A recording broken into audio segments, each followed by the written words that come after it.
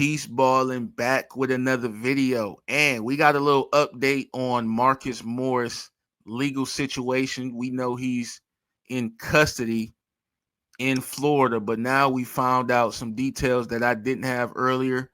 So I thought I'd bring this to you guys to give you guys a little more clarity on the situation. We're looking at this article from TMZ. They say Marcus Morris stole 255K from Las Vegas casinos, prosecutors say. Marcus Morris' latest legal woes stem from allegations he stole over 250,000 from two prominent Las Vegas casinos. TMZ Sports has learned, according to court documents we obtained, the NBA player allegedly got 115,000 from the MGM Grand Hotel and Casino via bad checks in May 2024 and never paid it back when the checks bounced. Officials state around a month later, in June 2024, he performed a similar scam at the Wynn Las Vegas Hotel and Casino, netting 150,000 through checks he knew wouldn't cash. The docs show two separate warrants for Morris' arrest were issued over the claims earlier this year. Morris, as you know, was taken into custody at the Fort Lauderdale Hollywood International Airport in Florida on Sunday over the warrants. He's remained behind bars waiting for extradition since. On Tuesday, Morris' attorneys argued for his release, stating that he's currently in the process of paying off his debts in Nevada and releasing him would help expedite the ordeal. But a judge denied the lawyer's motion for bond, saying she would only release him to Nevada authorities for extradition or if the warrants that were issued for his arrest were withdrawn. Morris appeared in the courtroom for the proceedings but remained stoic as his attorney spoke with the judge. His twin brother, ex-NBA champ Markieff Morris, was a spectator in the courtroom. So that's the update on Marcus Morris. So he's been denied bond, and they saying this man ran off with 265 racks from Las Vegas casinos, man. He took 115 from one and he took 150 from the other.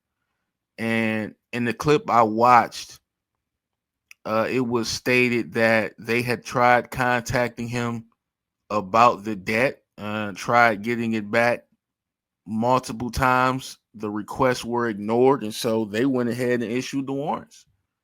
And so now that's why he is being held in custody. And it seems as if he's trying to get these debts paid. His attorney said that. And I guess we just got to wait and see what Nevada's going to do. Are they going to go ahead and bring him in, hold him in custody? Or are they going to allow him to be released so that he can just pay off this debt and then he'll go on about his business? Or how serious do they feel that this fraud was? You know, how bad do they want this guy in custody? So obviously Florida, they operating on a whole different set of laws. They can't really punish him here. They're kind of just holding him because he got in trouble in Nevada, and that's where they caught him. They caught him in Florida once the warrants were issued. So I hope Marcus Morris can get this cleared up. It sounds like if he makes these payments, probably won't do jail time, or at least if he does, it won't be much of it. And so we got to keep an eye out and see for the next update on this. But I thought I'd bring this to you guys, man. Marcus Morris, ex-NBA player. Crazy he ran off with all this bread, man. These guys make so much money in the NBA. They make millions of dollars, and then they do things like this. You basically borrowing money from the casinos. Why are you doing that? You have money. You can't get money and try to run off, especially when you're talking about over 100 grand. I can see if it's $5,000, $10,000, you probably won't get locked up on that. They might send that to collections and whatever the case may be. You go on about your life.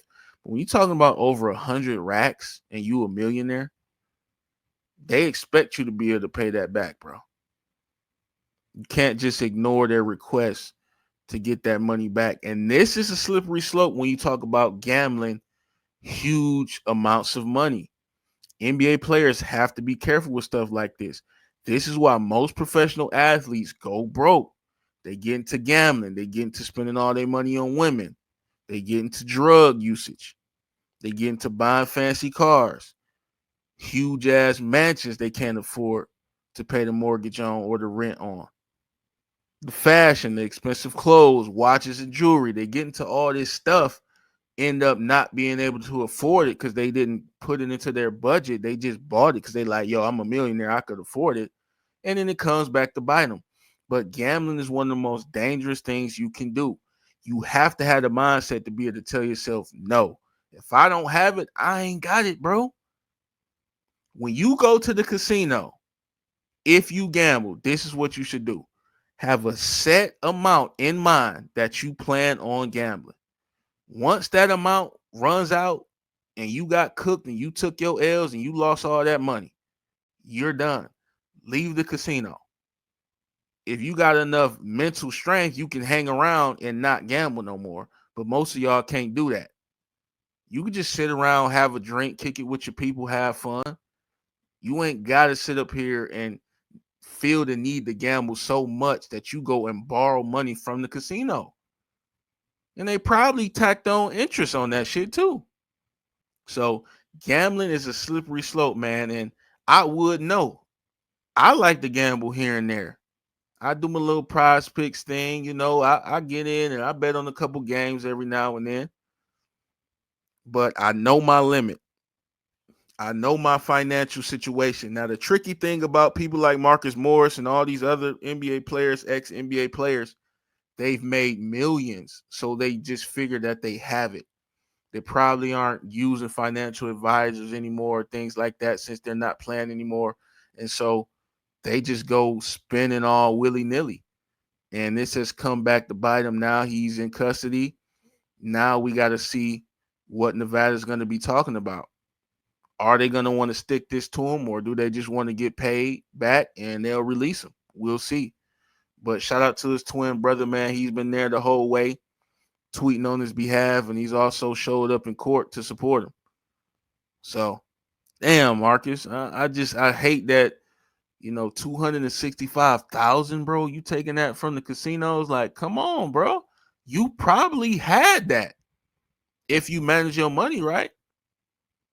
Black people, we gotta stop trying to borrow unless it's our last resort, unless we absolutely have to, and unless we have true intent on paying it back. Real talk, bro. Don't just go around borrowing, bro. It gets hard to pay that stuff back. If you don't have a real plan to see how you gonna pay this back, don't even do it, man. Just go it out. Just don't gamble. Just be broke or whatever for that period of time. And so, like I said, gambling is a slippery slope to the point where this man has found himself in police custody, bro. That man don't belong in there over some gambling shit, but he made a bad decision. So I hope he figures this thing out, man, and maybe they show him some leniency and just be like, yo, you pay us back. Maybe they get him on the payment plan and they let him go. But we'll see. So just wanted to bring you guys this update. But I do want to get you guys' thoughts and opinions on this, man. What do you guys think about Marcus Morris allegedly stealing over $265,000 total from two different casinos? Y'all let me know what y'all think, man. Make sure you guys hit that like, subscribe to the channel. Appreciate all you guys, man, that's tapped in, listening to the video, man. I'm up out of here, man. I'm gone.